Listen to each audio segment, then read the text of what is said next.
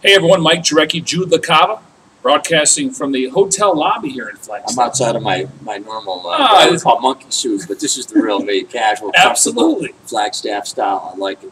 We got a storm brewing in here, Jude. This life is good, though, man. You can't beat this. Temperatures in the 60s, 70s. Great weekend up here. Tremendous crowds. That was amazing yesterday. 14,500 people, and I was told at one point they actually had to turn people away. We've been up here. We had the rent fans. You know, maybe you get a couple hundred. I mean, it was the lowest spot, attendance-wise in the history of the league. But that's changed over the last 5, 6, 7 years, and it was fun for fans. It was great to see that kind of a crowd. Yeah. Real NFL now. Britain, there's no doubt about it. And in fact, remember they played at Sun Devil Stadium? They're lucky to get 25,000. That's for sure. They had 14,500 here yesterday. All right, what were your observations based on the red and white scrimmage yesterday? The first thing that comes through loud and clear is the disappointment at quarterback. And look, it's early. I'm not jumping on John Skelton and Kevin Cobb.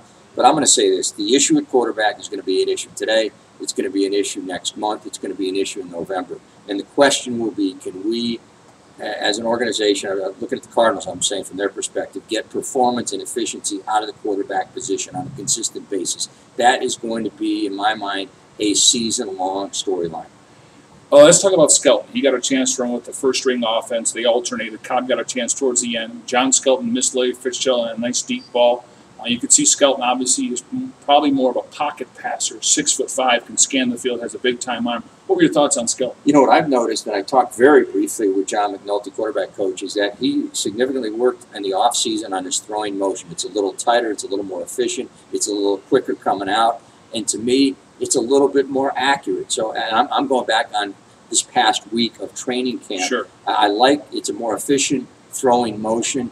And to me, it's producing better results. But again, I thought both Cobb and Skelton missed some throws, threw some throws late, and I just expected a little sharper performance by both quarterbacks. It seemed like when Kevin was in there, running with the twos now, and the protection wasn't great, it seemed like he was ready to take off and run a little bit quicker than you would like. Especially in a scrimmage. Nobody's going to get hammered. Nobody's going to get pummeled.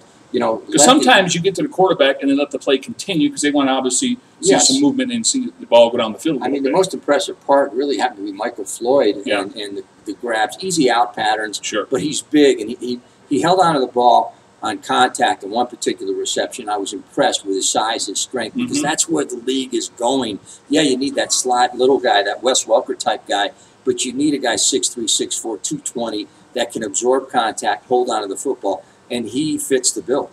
Do you think Ken Whisenhunt has to make a decision sooner rather than later? Because I personally, Jude, and I don't know if you're in agreement with me, but I think he's going to have to wait for some of these preseason games to make a decision. Would you like to see him make a decision in the next couple of weeks, or could this thing drag into week 1 of the regular season? I'm going to say he's going to make a decision going into the 4th preseason game with the extra add-on game, Hall of Fame game. So I'm going to say with one preseason game left, number 4, he will have his start. So Cobb likely gets to start against the Saints. Nothing official, folks. And then go with Skelton against the Chiefs. That's right. Give him a chance. And then kind of see what they've both done in these first 2 preseason games. And then that third game really is the key evaluation and going to the 4th. Because that's the one you play the most. That's right. And then you make the decision with one full preseason game. The last one's always kind of a throwaway. But by that 4th game, you make the decision. Any concern at the running back spot? I mean, R.Williams, that 44-yard run, that was one of the things that he has the ability on any given play to take it to the house. You would like to see him score in that play. He got stopped at the 7-yard line by Kerry Rhodes. Your thoughts on the running back situation now that B.Wells is still on PUP, and we're going to see a lot of Alfonso Smith, and William Powell, I think LaRod Stevens-Howling. R.Williams is a special running back. This kid has got it. He just has to stay on the field and stay healthy. He's got breakaway speed. He's got remarkable cutback capabilities. Yeah. He is a sensational talent. I'm worried about the depth of the running back position. I think Beanie could be a long time before he gets back on the field, and that's just my gut speaking. I think maybe even a long time. But LaRod Stevens-Howling as a specialist back there, Alfonso Smith. Will the Cardinals maybe wait for those final cuts to see what other running backs might be available? There's a couple guys available right now. Cedric Benson and R.Williams. I mean, you might look at a player like that, but I believe knowing their track record, they like to look at those final roster cuts and then pick and choose who fits where they want to go. But I think they're going to have to add an experienced running back to this group. All right, let's talk about the interior of the offensive line. Obviously, in the last couple of years, the Cardinals have went out and got guards one from the Green Bay Packers and Darren College, left guard. In this offseason, one of the guys they targeted initially was Adam Snyder from the San Francisco 49ers. So interior-wise, you got 2 new guards in the last couple of years. Throw in Lyle Senline, who's a very underrated player. I like the interior of the line of the Cardinals. The best interior line combinations we've seen in many, many years, you know, with College, Senline, and Snyder. He's tough, he's experienced, brings kind of an attitude. I'm really positive there. And Jeremy Bridges is a savvy enough veteran to just figure it out and give you kind of that junkyard dog type mentality, yelling, screaming, you know, whatever he's got to do. I still want to see consistent play, and I'm going to tell you, I think, you know, people can say, well, he's in better shape. Levi Brown, left tackle. I want to see him get the job done on a consistent basis, especially with Cobb's concussion issues. Let's see what he does at left tackle, game in and game out. I'm very curious there. Still want to see him do it. Right, let's finish with the defensive line.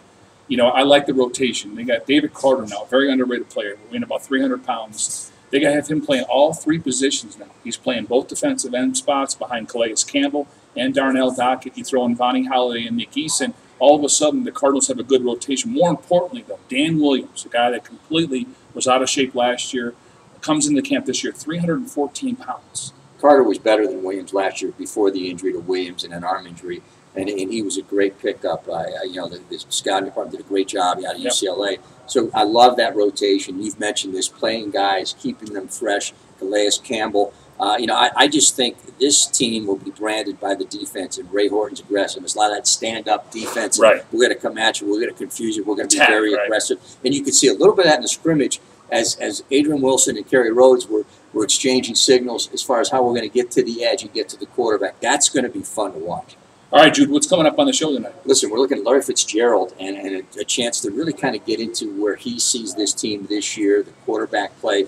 So Gail with a sit-down interview with Larry Fitzgerald. Some of the off-season interesting, you know, journeys he's had back to Africa. And also, I think this is interesting if he can stay healthy.